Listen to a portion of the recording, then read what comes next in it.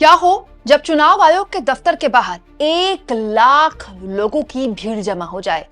क्या ज्ञानेश कुमार या फिर ये कह लीजिए कि चुनाव आयोग या मुख्य चुनाव आयुक्त के खिलाफ एक ऐसी लामबंदी तैयार हो रही है जो आज से पहले कभी भी नहीं हुई? दोस्तों, चाहे संसद का सत्र हो या फिर सड़क पर वोट चोरी का आंदोलन हो, ऐसा मतलब हमने पिछले कम से कम 4 से 5 महीने में देखा है कि चुनाव आयोग के खिलाफ अगर कोई भी सवाल उठते हैं तो विपक्षी गठबंधनों के अपने अलग अलग मतभेद होते हैं, लेकिन वो तमाम मतभेद बुलाकर वो हर लिहाज से एक अम्ब्रेला के नीचे आ जाते हैं जब उन्हें चुनाव आयोग का विरोध करना होता है। तो लेकिन अब आने वाले वक्त में आप एक ऐसी लामबंदी देखेंगे जो आज से पहले आपने मुख्य चुनाव आयुक्त ज्ञानेश कुमार और चुनाव आयोग के खिलाफ कभी नहीं देखी होगी। या फिर ये कह ले दोस्तों कि चुनाव आयोग के सामने अब तक की सबसे बड़ी चुनौती विपक्षी गठबंधन खड़ा करने वाला है। विपक्षी गठबंधन के नेताओं ने अब सीधा सीधा धमकी देनी शुरू कर दी है, ये कहते हुए कि हम चुनाव आयोग के दफ्तर के बाहर कुछ हजार नहीं बल्कि 1 लाख लोगों की भीड़ इकट्ठा कर देंगे। दोस्तों, आप जानते हैं कि जो 12 राज्यों में SIR है उसके लिए बाकायदा प्रेस कॉन्फ्रेंस करते हुए ज्ञानेश कुमार ने इसका ऐलान कर दिया। यह बताता है कि SIR कितना बड़ा एक प्रोसीजर था। सोचिए, 12 राज्यों में SIR को लेकर ज्ञानेश कुमार प्रेस कॉन्फ्रेंस कर रहे हैं और बिहार में SIR के लिए एक प्रेस रिलीज जारी कर दी गई और अगले दिन से SIR शुरू कर दिया गया। एक टाइम पर तो आप SIR को इतना बड़ा बता रहे हैं कि आप प्रेस कॉन्फ्रेंस कर रहे हैं, और दूसरी ओर जिस राज्य में आपने पहली बार SIR किया वहां आपने इसको मतलब किस तरह से, कितनी जल्दबाजी में इसको इंप्लीमेंट किया। चलिए आगे बढ़ती हूं, मेन खबर पे आती हूं। दरअसल SIR को लेकर जिन 12 राज्यों में इस SIR का ऐलान किया गया चुनाव आयोग द्वारा, विपक्षी गठबंधनों ने इसको लेकर अपनी अपनी प्रतिक्रिया जाहिर की है। पश्चिम बंगाल की मुख्यमंत्री ममता बनर्जी तो इसको लेकर बहुत ही सख्त रुख अख्तियार कर चुकी हैं। हालांकि ये भी दिलचस्प था कि इधर SIR की प्रेस कॉन्फ्रेंस होने वाली थी, ममता बनर्जी को पता चल गया था और उधर उन्होंने बड़े लेवल पर अधिकारियों के तबादले कर दिए। वहीं दूसरी ओर दोस्तों 2 तारीख को, जी हां 2 नवंबर को एक ऑल पार्टी मीटिंग भी बुला दी गई है। यानी आप कह सकते हैं कि विपक्ष के 3 मुख्यमंत्री और एक पूर्व मुख्यमंत्री सीधा सीधा न केवल SIR बल्कि चुनाव आयोग को आंख में आंख डालकर जवाब देने के लिए अपने तरीके से तैयार है। और ये जवाब केवल पॉलिटिकल नहीं है कि सड़क पर उतरकर प्रदर्शन कर दिया, कानूनी भी है। दोस्तों, सबसे पहले बात करते हैं उस धमकी की जो चुनाव आयोग को घेरने के लिए दी गई है। आप जानते हैं ममता बनर्जी के भतीजे अभिषेक बनर्जी SIR का, चुनाव आयोग का जबरदस्त तरीके से विरोध करते रहे हैं। इनफैक्ट अभिषेक बनर्जी ने तो जब बिहार में SIR हुआ इसका यह कहकर विरोध किया था कि करिए आप पूरे देश में SIR कीजिए, लेकिन उससे पहले 2024 के लोकसभा चुनाव के जो नतीजे आए हैं उनको निल मानिए और इस लोकसभा को भंग कीजिए। क्यों? क्योंकि आप ही के वोटर ID कार्ड जो आपने बांटे, जो आपने वोटर लिस्ट बनाई, उसी के जरिए, उसी के आधार पर ये चुनाव हुए लोकसभा के, उसी के आधार पर देश के PM बने हैं मोदी जी और ये सारे सांसद जीत के आए हैं, चाहे सत्ता पक्ष के हो या विपक्ष के हो। इसका मतलब आपकी वोटर लिस्ट खराब है। जो देश में चुनाव जिसके आधार पर करवाए गए तो इसको आप निल कीजिए। और अब अभिषेक बनर्जी ने सीधा सीधा तेवर दिखाते हुए कह दिए हैं दोस्तों कि SIR मतदाताओं को मतदाता सूची से बाहर करने और उन्हें मताधिकार से वंचित करने का एक तरीका है।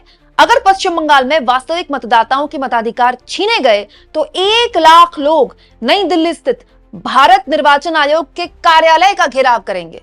आप जानते हैं दोस्तों, तृणमूल कांग्रेस, ममता बनर्जी जिस तरह की पार्टी है वो कर भी सकते हैं। दोस्तों, ये तो 1 लाख बोल रहे हैं, 1 लाख तो बहुत ज्यादा है। आप याद कीजिए, पिछले लोकसभा के सत्र में कुछ सांसद तो कुछ गिने चुने होते हैं ना, कुछ सांसद, वो भी केवल विपक्ष के, सत्ता पक्ष के नहीं, सड़क पर उतर गए। उन्होंने संसद भवन से मार्च निकालने के लिए चुनाव आयोग के दफ्तर के पर। क्या हालत हो गई थी दिल्ली पुलिस की। दिल्ली पुलिस हाथ जोड़ रही थी सांसदों की कि आप आगे मत बढ़िए। स्थितियां ये आ गई थी कि दिल्ली पुलिस को बीच रोड में ही सबको उठाकर बसों में भर के वहां हिरासत में ले जाना पड़ गया था। ये तब है जब कुछ सांसद विपक्ष के उतरे थे। आप सोचिए, यहां अभिषेक बनर्जी ये धमकी दे रहे हैं कि अगर SIR इस उद्देश्य के साथ चुनाव आयोग पश्चिम बंगाल में करवा रहा है कि कुछ नाम काटे जा सकते हैं तो वो भूल के सो जाए। क्यों? क्योंकि 1 लाख हमारा जो वोटर है, जो 1 लाख हमारा समर्थक है, वो आपके दफ्तर के बाहर बैठ जाएगा। और तो और दोस्तों, इस पूरे मसले को लेकर अब एक ऑल पार्टी मीटिंग का भी ऐलान कर दिया गया है। दोस्तों, तमिलनाडु के मुख्यमंत्री MK स्टालिन और केरल के मुख्यमंत्री पिनरई विजयन, दोनों ने इसका जबरदस्त तरीके से विरोध किया है। दोनों ये राज्य हैं जहां अगले साल चुनाव होने हैं और दोनों ही मुख्यमंत्री इसका विरोध करते हुए कह रहे हैं। सबके अपने अपने रीजंस हैं। जैसे दोस्तों, बिहार में विपक्षी गठबंधन ने भी ये कहा था, इनफैक्ट जेडीयू के सांसदों ने तक ये कहा था कि जिस वक्त एसआईआर कराया जा रहा है वहां बरसात का मौसम है, और वो होता भी है। उत्तर भारत में उस वक्त बरसात का मौसम होता है, तो बड़े स्तर पर बिहार में न केवल पलायन होता है बरसात की वजह से, लोगों के घर और उनके पूरे इलाके को नुकसान भी होता है। उस वक्त एसआईआर करवा रहे हैं जब लोगों को उनका घर बचाना मुश्किल हो जाता है। तो यही वजह तमिलनाडु के मुख्यमंत्री एम.के. स्टालिन ने भी दी है, क्योंकि तमिलनाडु में क्या होता है, ये जो नवंबर का वक्त दिया गया है एसआईआर का तमिलनाडु में, दरअसल तमिलनाडु में ये जो वक्त है ये मॉनसून का होता है। तो दोस्तों तमिलनाडु के मुख्यमंत्री ने इसका विरोध करते हुए 2 नवंबर को ऑल पार्टी मीटिंग बुलाकर कहा है, चुनाव से कुछ महीने पहले और खासकर नवंबर और दिसंबर के मॉनसून के महीनों में एसआईआर करना गंभीर व्यवहारिक कठिनाइयां लेकर आता है। जल्दबाजी और अस्पष्ट तरीके से एसआईआर करना नागरिकों के अधिकारों को छीनने और भाजपा की मदद करने की चुनाव आयोग की एक साजिश के अलावा कुछ नहीं। बिहार में बड़ी संख्या में महिलाओं, अल्पसंख्यकों, अनुसूचित जाति व अनुसूचित जनजाति के लोगों के नाम मतदाता सूची से हटा दिए गए और पारदर्शिता के अभाव में जनता के मन में गंभीर संदेह को जन्म दिया गया। अब चुनाव आयोग ने घोषणा की है कि अगले सप्ताह से तमिलनाडु में एसआईआर शुरू होगा। घोषणा के बाद हमने अपने गठबंधन सहयोगियों के साथ विचार विमर्श किया और उस आधार पर 2 नवंबर को एक सर्वदलीय बैठक यानी कि ऑल पार्टी मीटिंग बुलाई जाएगी ताकि आगे की रणनीति तय की जाए। इलेक्शन कमीशन का पूरा शेड्यूल भी आपके सामने मैं रख देती हूँ दोस्तों। 28 नवंबर से वैसे तो ये पूरा का पूरा काम शुरू हो चुका है, लेकिन 4 नवंबर से बेसिकली जो इनोवेशन फेजेस हैं घर से घर तक जाने की, वो काम शुरू हो जाएगा। तो ठीक उससे 2 दिन पहले 2 तारीख को ऑल पार्टी मीटिंग बुला ली गई है। यानी आप कह सकते हैं कि आज से ठीक 3 दिन बाद एक बड़ी ऑल पार्टी मीटिंग बुलाकर विपक्ष के तमाम गठबंधनों को यहां पर बुलाया गया है। दिलचस्प है दोस्तों कि केरल के मुख्यमंत्री विजयन, जो कि ना भाजपाई है ना कांग्रेसी है, ठीक वैसे ही एम.के. स्टालिन की तरह, उन्होंने भी इसका जबरदस्त तरीके से विरोध किया है। उनके अपने रीजंस हैं। अच्छा, एक और चीज मैं आपको बताऊं दोस्तों, एम.के. स्टालिन और तमिलनाडु को इस बात, तमिलनाडु के जो सियासतदान है सत्ताधारी दल के, उनको इस बात की भी चिंता है कि ये जो पूरा का पूरा खेल तमिलनाडु में किया जा रहा है, ये वहां की डेमोग्राफी बदलने के लिए किया जा रहा है। आप जानते हैं दोस्तों कि चेन्नई में, तमिलनाडु में बहुत ही बड़े लेवल पर उत्तर भारत के लोग श्रमिक के तौर पर काम करने जाते हैं। इसके अलावा भी मतलब वहां आईटी सेक्टर में जॉब्स भी उत्तर भारत के लोग बड़े लेवल पर करते हैं। अगर आपको इसका एग्जाम्पल देखना है तो आप चेन्नई की ट्रेन्स देख लीजिए छठ के दौरान जब वो बिहार की तरफ जाती हैं, तो आपको पता चलेगा कितने बड़े लेवल पर तमिलनाडु में पलायन करके यूपी बिहार के लोग आते हैं। जो सत्ताधारी दल है एम.के. स्टालिन का, उनको ये डर है कि बीजेपी ने बहुत कोशिश की दरअसल तमिलनाडु में अपनी सियासत जमीन मजबूत करने की, लेकिन उसको कामयाबी नहीं मिली। लोकसभा चुनाव में तो मोदी ने बहुत प्रचार किया, लेकिन वो सफलता नहीं मिली जिसकी उम्मीद बीजेपी को थी। दोस्तों तमिलनाडु की जो पार्टियां हैं, खासतौर पर एम.के. स्टालिन कांग्रेस पार्टी, उनको ये डर है कि दरअसल ये पूरी की पूरी डेमोग्राफी बदलना चाहते हैं एसआईआर के जरिए। वो श्रमिक जो यहाँ काम करने आते हैं और वो अपने अपने राज्य के मूल निवासी हैं, बेसिकली वो अपने त्योहारों में वापस भी घर जाते हैं, दरअसल उनको यहाँ का नागरिक बनाकर, यहाँ का वोटर आईडी कार्ड बांटकर ये पूरी की पूरी यहाँ की राजनीति बदल देंगे। क्योंकि अगर कोई पूर्वांचल का, यूपी बिहार का, उत्तर भारत का, जम्मू का, राजस्थान का बड़े लेवल पर वोटर तमिलनाडु में बन जाएगा, तो वो तमिलनाडु के मुद्दों पर जाहिर तौर पर तमिलनाडु की पूरी राजनीति बदल जाएगी ना। इसको आप ठीक वैसे ही ले लीजिए कि तमिलनाडु का अगर कोई एक बहुत बड़ा चंक बिहार में चला जाता है, तो अगर आपको इसका जीता जागता उदाहरण देखने हैं दोस्तों, तो आप दिल्ली में देख सकते हैं।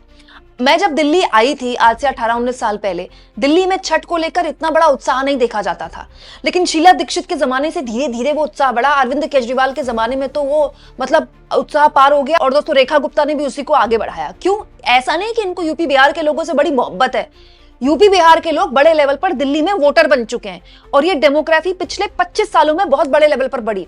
उत्तराखंड के लोग बहुत बड़े लेवल पर दिल्ली के वोटर हैं। इसीलिए आप देखेंगे दोस्तों, चाहे वो आम आदमी पार्टी हो चाहे बीजेपी हो, उनके कैंडिडेट्स में कोई ना कोई उस जाति से होता है जो उत्तराखंड में है। क्यों? क्योंकि उन्हें पता है कि वोटर यहां पर है। ठीक क्यों? क्योंकि ये डेमोग्राफी बदली ना, दिल्ली में बड़े लेवल पर पलायन हुआ। ठीक वही तमिलनाडु में हो रहा है, और तमिलनाडु की पार्टियों को यही डर है कि इसी का फायदा उठाकर बीजेपी अपने यहाँ फुटप्रिंट्स मजबूत करना चाहती है। दिलचस्प ये है दोस्तों कि जब भी ऐसी कोई विरोध होता है, इसमें बीजेपी कभी भी नहीं होती है और उसके सहयोगी भी नहीं होते हैं। जो AIADMK है, जिसके साथ बीजेपी ने गठबंधन किया हुआ है तमिलनाडु में, विपक्षी दल है जो तमिलनाडु का, उन्होंने तो इसका स्वागत कर दिया है कि नहीं, बहुत बढ़िया एसआईआर होना चाहिए। ये भी बड़ा संयोग की बात है कि ना तो बीजेपी के सहयोगी कभी एसआईआर का विरोध करते हैं, ना बीजेपी खुद कभी चुनाव आयोग के किसी कदम का विरोध करती है। यानी कि आप इसके अलावा दोस्तों अखिलेश यादव ने भी एक बहुत ही इंपॉर्टेंट अपनी आपत्ति दर्ज करवाई है। छोटे से कॉलम में आज ये खबर छपी है, लेकिन इंपॉर्टेंट खबर छपी है। अखिलेश यादव ने चुनाव आयोग को इसको लेकर चिट्ठी लिखी है कि आपने जो अधिकारी एसआईआर के लिए, क्योंकि उत्तर प्रदेश में भी एसआईआर होना है, अगले साल वहां भी चुनाव है, वहां जो आपने अधिकारी तैनात किए हैं वो एक ही जाति से हैं। और जब एक ही जाति से आप अधिकारी तैनात कर रहे हैं तो वो केवल एक ही जाति को फायदा पहुंचाने के लिए हैं। इससे बड़े लेवल पर वो जातियां पीछे छूट जाएंगी जिनके सामाजिक न्याय की बात ये पार्टियां कर रही हैं। तो यहां पर देखिए हर कोई अपनी अपनी पॉलिटिक्स कर रहा है। अखिलेश यादव पीडी की पॉलिटिक्स कर रहे हैं क्योंकि वो विपक्ष में है, और एमके स्टालिन वो बात बोल रहे हैं जो तमिलनाडु में डेमोक्रेसी बदलने का डर एमके स्टालिन को लगातार है। वो तो ये भी कहते रहे कि दरअसल ये पूरा का पूरा जो डिलिमिटेशन का काम हो रहा है कि आप उत्तर भारत में सीटें बढ़ा रहे हैं और दक्षिण भारत में सीटें घटा रहे हैं, ये भी इसीलिए हो रहा है ताकि आपको ये सुनिश्चित कर लें आप कि कभी भी चाहे आप दक्षिण भारत में एक भी सीट ना जीत पाए। बीजेपी सुनिश्चित करना चाहती है इसके जरिए कि केवल उत्तर भारत में सीटें जीतकर आप हमेशा आपका पीएम बनता रहे। तो एमके स्टालिन इसको लेकर पहले से ही बीजेपी के खिलाफ लामबंदी कर रहे थे और अब ये लामबंदी और बड़े स्तर पर हो रही है। अब दोस्तों 2 तारीख को ऑल पार्टी मीटिंग बुलाई गई है, तो ऑल पार्टी मीटिंग में तो सत्ता पक्ष को भी न्योता मिलता है, विपक्ष को भी न्योता मिलता है। हमने बिहार में देखा था कि दबी जुबान नहीं, खुलकर भी जेडीयू के कुछ सांसदों ने बाकायदा उस वक्त संसद सत्र चल रहा था जब एसआईआर किया गया था, ये कहा था कि ये जो चुनाव आयोग ने किया है बहुत ही जल्दबाजी का कदम है। जेडीयू के भी कुछ नेता इस बात को लेकर बहुत ज्यादा ओपन नहीं थे, लेकिन उनको बात समझ में आ रही थी कि ये बहुत जल्दबाजी का कदम था। और अब विपक्षी गठबंधन के नेताओं ने, चाहे वो अखिलेश यादव हो, चाहे वो केरल के मुख्यमंत्री हो, चाहे वो पश्चिम बंगाल की मुख्यमंत्री ममता बनर्जी हो, या फिर तमिलनाडु के मुख्यमंत्री एमके स्टालिन, उन्होंने साफ तौर पर कह दिया कि ये लड़ाई ना केवल, खास तौर पर स्टालिन की तरफ से ये बात बोली गई कि ये लड़ाई ना केवल हम पॉलिटिकली लड़ेंगे बल्कि इसको हम लीगली भी लड़ेंगे। तो क्या ये मामला फिर सुप्रीम कोर्ट में जाएगा तब, जब ऑलरेडी ये मामला सुप्रीम कोर्ट में। दरअसल दोस्तों विपक्षी नेताओं का ये आरोप भी है कि जब एसआईआर पर सुप्रीम कोर्ट में सुनवाई चल ही रही है, वो सुनवाई पूरी नहीं हुई, तो फिर किस आधार पर आप दूसरे राज्यों में एसआईआर शुरू कर रहे हैं। और अप्रैल में तमिलनाडु में चुनाव है और आप नवंबर में एसआईआर शुरू कर रहे हैं। अगर एसआईआर करना ही था दोस्तों, एक बहुत मासूम सवाल मेरे मन में है, चुनाव आयोग को तमिलनाडु में, तो चुनाव आयोग को तो पता था ना कि तमिलनाडु में अगले साल चुनाव होने, तो बिहार के साथ ही शुरू कर देते, कम से कम वहां इतना लंबा टाइम तो मिल जाता। हालांकि ये भी दिलचस्प है दोस्तों कि बिहार में एसआईआर जिस तरह से हुआ, ये तमाम पार्टियां बड़ी एक्टिव हो गई हैं और ये वक्त से पहले चेत भी गई।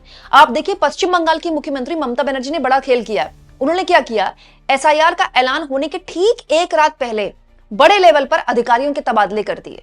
क्यों? क्योंकि जब एसआईआर शुरू होगा तो बहुत सी चीजें हैं जो चुनाव आयोग पूरे राज्य में अपने स्तर पर वो करवाता है और अधिकारी उसके अंतर्गत आ जाते हैं। तो ये भी बड़ा दिलचस्प है। तो ये जो वक्त मिला है, एसआईआर जब बिहार में हो रहा था, इन राज्यों में नहीं हो रहा था, इन्होंने, इन राज्यों के मुख्यमंत्रियों ने, इन राज्यों की प्रशासन ने इसको अलर्ट मोड पे भी लिया होगा। खैर, आप इस मुद्दे पर क्या सोचते हैं दोस्तों? जिस तरह से अभिषेक बनर्जी कहते हैं कि अगर एसआईआर का मकसद पश्चिम बंगाल में लोगों के वोट काटना है तो बड़े लेवल पर 1 लाख लोगों को लेकर वो चुनाव आयोग के दफ्तर के बाहर पहुंच जाएंगे। अगर ऐसा होता है तो ये एक ऐसा टकराव है जो आज से पहले भारत के इतिहास में चुनाव आयोग के खिलाफ कभी नहीं देखा गया विपक्षी गठबंधनों का। और अगर ये हुआ तो आज से पहले जितना भी टकराव विपक्षी गठबंधनों का चुनाव आयोग के खिलाफ हुआ है वो सब बौना पड़ जाएगा इसके आगे। कमेंट बॉक्स में जरूर लिखें और जितना हो सके चैनल को शेयर भी करें और सब्सक्राइब भी।